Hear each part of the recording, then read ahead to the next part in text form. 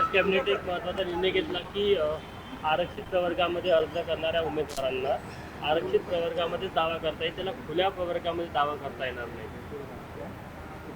त्याचा अर्थ एखाद्या ओबीसी समाजाच्या व्यक्तीला जर ओपन जे काही खुला वर्ग असतो तिथं जर अर्ज द्यायचा असेल नाही तर फॉर्म भरायचा असेल तर तो फॉर्म भरता येणार नाही, असाच काहीतरी अर्थ निघतो असं आपल्याला म्हणावं लागेल। खरं तर काय निर्णय घेतला हे आपल्याला बघावं लागेल, पण मला असं वाटतं की जी काही पूर्वीपासूनची प्रथा होती ती जर सर्व लोकांना मान्य असेल तर ते बदलायचं कारण काय। गेल्या वेळेससुद्धा आपण जर बघितलं असेल तर जेव्हा इलेक्शन घेण्यात आलं होतं आरक्षणाच्या बाबतीतसुद्धा एक रोटेशन असतं ते डिस्टर्ब करून परत रिसेट करण्यात आलं, त्यामुळे सुद्धा अनेक लोकांना अडचण आली। त्यामुळे अशा गोष्टी का केल्या जातात याचा खऱ्या अर्थाने अभ्यास करावा लागेल, पण जो निर्णय आहे त्याचा जरा खोलात जाऊन अजून स्पष्टपणे पुढच्या काही दिवसांमध्ये आम्ही नक्कीच या बाबतीत बोलू। म्हणजे मागास प्रवर्ग आहे, एसटी असो किंवा इतर मागासवर्ग असो, या प्रवर्गांना किती नुकसान होईल आहे त्यामुळे? नाही, शेवटी आपल्याला ते सगळं समजून घ्यावं लागेल, आकडेवारी बघावी लागेल, कारण का प्रथा नाही तर पद्धत जर आपण बदलत असू जे मला समजलं आहे तर मग नक्कीच काही ना काहीतरी काही गोष्टी डिस्टर्ब होत असतात।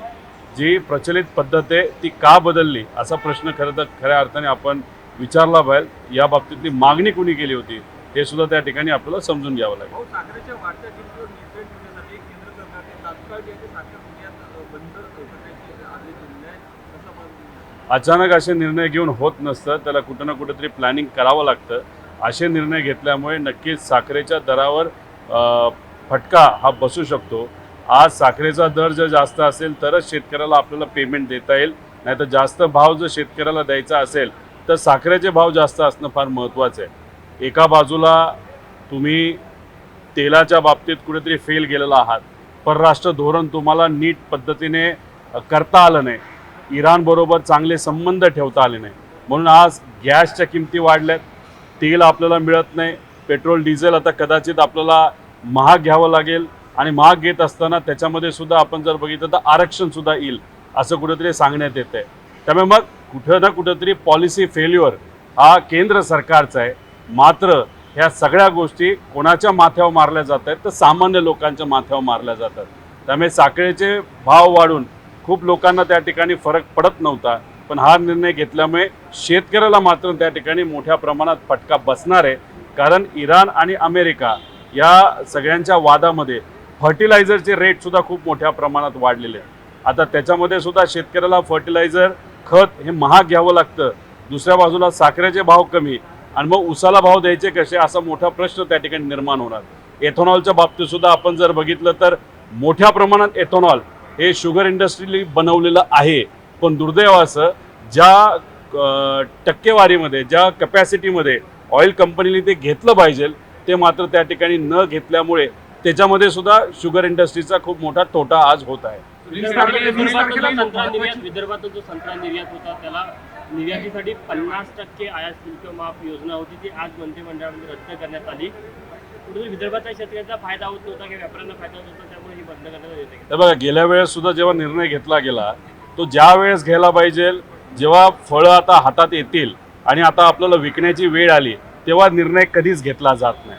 जेव्हा सगळं पार शेवटचा महिना आला की निर्णय घेतला जातो, म्हणजे शेतकऱ्याला दाखवलं जातं बघा आम्ही तुमच्या बाबतीतला निर्णय घेतला, आणि परत तो निर्णय नंतर कॅन्सल केला जातो। त्यातून काही शेतकरी अजून बाहेर आलेला नाही, त्यामुळे हा जो काही सपोर्ट आहे तो सपोर्ट जर कायम ठेवला तर शेतकऱ्याला फायदा होऊ शकतो। आपण शेतकऱ्याच्या बाबतीतला हा निर्णय जो बोलला काही दिवसांपूर्वी जे पंतप्रधानांनी आव्हान केलं हे कशाचं द्योतक किंवा सुतोवाच म्हणता येईल का, काही वाटतंय का आपल्याला? नाही बघा, झालं असं आहे, एक आपण सगळ्यांनी समजून घेतलं पाहिजे, इराण बरोबर भारताचे संबंध पूर्वीपासून चांगले होते आणि ते चांगले असल्यामुळे आपल्याला तेल जे मिळत होतं इराणकडनं ते स्वस्तात मिळत होतं।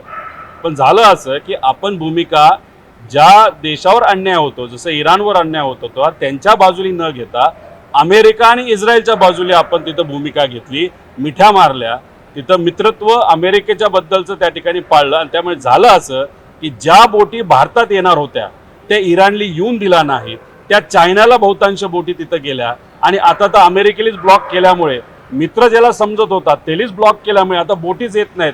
त्यामुळे तेल म्हणजे त्याच्यातून पेट्रोल, डिझेल, गॅस हे कदाचित पुढच्या काही दिवसांमध्येच सांगितले 60 दिवस, पण दिसतं असं की त्याच्या आधीच कदाचित ते संपतील. हे फार भीतीदायक आहे, कारण की एक तर आपलं जीवनदान त्याच्यावर असतं आणि त्याच्याचबरोबर ट्रान्सपोर्टपासून छोट्या मोठ्या इंडस्ट्री या सगळ्या गोष्टीवर अवलंबून आहे. आणि सगळ्यात मोठी गोष्ट कदाचित पुढच्या काही दिवसात होईल ते म्हणजे पेट्रोलचे आणि डिझेलचे भाव आणि गॅसचे भाव अशा पद्धतीने त्या ठिकाणी वाढवले जातील, ते सामान्य लोकांना, गरिबाला कधीही परवडणार नाही. जेव्हा नोटबंदी झाली तेव्हा सामान्य लोकांना फटका बसला. जेव्हा तुम्ही कोविड आला, कोविडच्या काळामध्ये ठीक आहे सगळ्याच देशामध्ये तो फटका बसला. आणि आता परराष्ट्र धोरण आपलं फसल्यामुळे या तेलाच्या किमती म्हणजे ऑइल आणि पेट्रोल, डिझेल आणि गॅसच्या किमतीमुळे आणि त्याच्यात तुटवडा झाल्यामुळे हे जे काही छोटे मोठे व्यावसायिक आहेत, हे एकदा त्यांचं कंबरट मोडलं ते परत कधीही ते उभे राहणार नाही, अशी आजची दुर्दैवाने परिस्थिती आहे. बैठक होत आहे, पवार साहेब त्या बैठकीत मार्गदर्शन करणार आहे काय नाही? 20 तारखेला आपल्या पक्षाची काही महत्त्वपूर्ण बैठक होत आहे माहिती आहे? नाही, बैठक आहे हे कळलंय, पण कशाबद्दल आहे, काय पद्धतीचं मार्गदर्शन हे आपल्याला बघावं लागेल. 10 जूनला आमचा वर्धापन दिन असतो, त्या बाबतीतलंच काहीतरी नियोजन असावं असं आपल्याला म्हणावं लागेल. आपल्या दावा टीका केली आणि बागाला अशा प्रकारचे शब्द सुद्धा वापरले त्यांनी. कसं कोण? संजय गायकवाड. कुठला तो बुलढाण्याचा? पूर्वी ओळखत होतो, आता ओळखत नाही.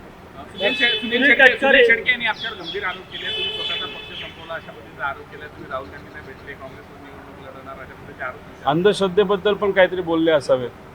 आता खरात या प्रकरणामध्ये भविष्यवाणीबद्दल बोलले ना, म्हणजे भविष्यवाणी म्हणजे अंधश्रद्धा.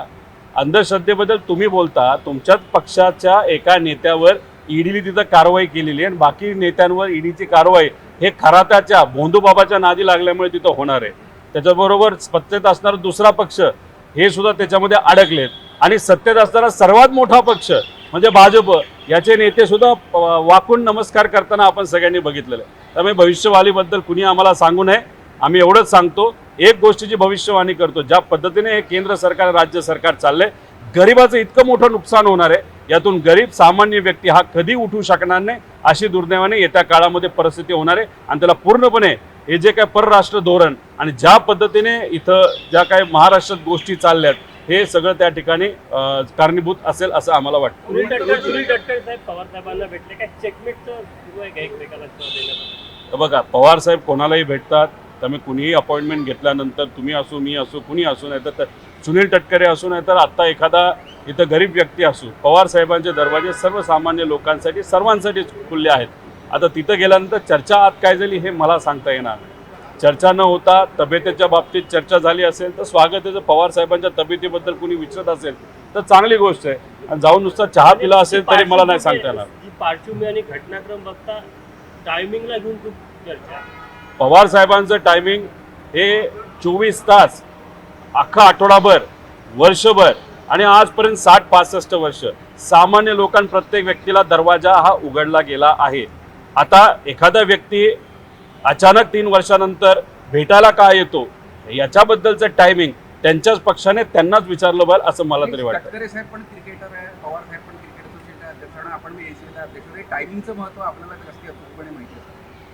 नाही, बघा, टायमिंगचं महत्त्व किती काय असलं, किती अंदाज असला आणि आपला अपोनंट किती हुशार असलं तरी अपोनंटच्या मनामध्ये काय हे आपल्याला एकदा कळलं तर असं ओपनली व्यक्त होऊन चालत नसतं. योग्य वेळेस योग्य ती खेळी खेळून त्या व्यक्तीला आउट करणं मात्र त्या ठिकाणी महत्त्वाचं असतं. शिवाजीराव गर्जेसह कुठेतरी जय पवार यांना सुद्धा खजिनदार म्हणून निवडण्यात आलेला आहे आणि तो त्या पक्षाचा विषय मी या ठिकाणी काय घेणार. त्याच्याचबरोबर अजून एक महत्त्वाचा विषय या ठिकाणी आपल्याला सांगायचा आहे. काही लोक आज कशाला बैठकीला, मंत्रिमंडळाच्या बैठकीला चालत गेले, कुणी अजून काय केलं, कुणी अजून सायकलवर गेलं, बरंच काय झालं. मला असं वाटतं की त्यांनी आता सुरुवात केली असेल तर अशीच सुरुवात कायम त्या ठिकाणी ठेवली पाहिजे. एकाच दिवशी फक्त बातम्या होण्यासाठी ते करत असतील तर ते योग्य नाही. त्याच्याचबरोबर मला एवढंच सांगायचं आहे की जे केंद्र सरकारने आणि खास करून पंतप्रधान साहेबांनी आणि राज्याच्या मुख्यमंत्र्यांनी जे आव्हान केलं, आता खर्च आपल्याला कमी करावे लागतील. त्यामुळे मी विनंती करतो या सरकारला, शक्तिपीठ मार्ग जो आज महाराष्ट्राला जरूरत नाही, जो सुरुवातीला 56,000 कोटीचा होता, आता 1,10,000 कोटीला गेला, तो 1,25,000 कोटीला एस्टिमेट जाणार आहे, जो नॅशनल हायवेपेक्षा महाग झालेला आहे आणि त्यात 30,000 कोटीचा मलिदा नाही तर करप्शन आहे असं आमचं ठाम त्याच्यामध्ये पुराव्यासकट आम्ही बोलू शकतो. त्यामुळे ते थोडंसं थांबवावं आणि जो काही कोणाला महाराष्ट्राला न लागणारी बुलेट ट्रेन सुद्धा काही काळ थांबवली तर बरं राहील. पण सामान्य लोकांना मात्र भुर्दंड कृपा करून तुम्ही त्या ठिकाणी लावू नका एवढी सरकारला विनंती करतो. सरकारचं कुठंतरी जबाबदारी असते तेल देणं, पेट्रोल देणं, डिझेल देणं, त्याच्यानंतर सामान्य लोकांना ज्या ज्या महत्त्वाच्या गोष्टी लागतात त्याचं नियोजन करणं. जर सरकार त्या बाबतीत फेल होत असेल आणि गरिबावर भुर्दंड पडत असेल हे बरं नाही असं आम्हाला वाटतं. भाऊ, आज मुख्यमंत्री विधान भवनात बुलेटवरनं गेले, पण मात्र त्या बुलेटची PUC एक्सपायरी होती असं ट्विट जे आहे ते विजय वडेट्टीवारनं केले, त्यामुळे त्यांच्यावर आता कारवाई केली जाणार का? हे बघा, मुख्यमंत्री साहेबांवर कारवाई केली जावी असं मला तरी वाटत नाही. त्यांचं जे कार्यालय आहे त्या कार्यालयावर नक्कीच कारवाई केली पाहिजे. अरे मुख्यमंत्री साहेब, कारण का या राज्याचे मुख्यमंत्री हे काय PUC आहे का नाही ते बघणार नाही, पण कार्यालयाने ती गाडी जर फायनल केली असेल तर कार्यालयावर तर कारवाई त्या ठिकाणी झाली पाहिजे. झेड सिक्युरिटी काय तुम्हाला भजी टाळण्यासाठी दिली जाते का? दादांच्या बाबतीत असंच झालं, झेड सिक्युरिटी दिली, विमान चांगले खराब आहे, नीट कंडिशनमध्ये आहे नाही बघितलं आणि दुर्दैवाने आज त्या अजितदादा आपल्यात नाही आहेत. ठीक आहे, ॲक्सिडेंट झाला का घातपात त्याच्यावर आता चर्चा पुढे जाऊन होईल, पण विषय एवढाच आहे, मुख्यमंत्र्यांना जबाबदार ठरवून चालणार नाही. त्यांच्या कार्यालयामध्ये OSD जे कोणी असतील जबाबदार त्यांना 100% त्याच्यामध्ये आपल्याला जबाबदार ठरवता येईल. रोहित जी, 12 मई को नई कार्यकारिणी की सदस्य की ये सूची तैयार हुई थी जिसमें वरिष्ठ नेताओं को सुनील तटकरे, प्रफुल्ल पटेल जी को साइन किया गया था. किस तरह से? नहीं, इसके बारे में मैंने वक्तव्य किया है. एक तो वो पार्टी अलग है, वहाँ पे डिमोशन हुआ है, वो क्यों हुआ है वो सुनील तटकरे जी और जो दूसरे का नाम क्या है, प्रफुल्ल पटेल भाई, वो उस बारे में बात करेंगे, उस पक्ष के बारे में और दो नेता के बारे में और ज़्यादा बात करके न आपका न मेरा न लोगों का वहाँ पे मैं टाइम वेस्ट करना चाहता हूँ.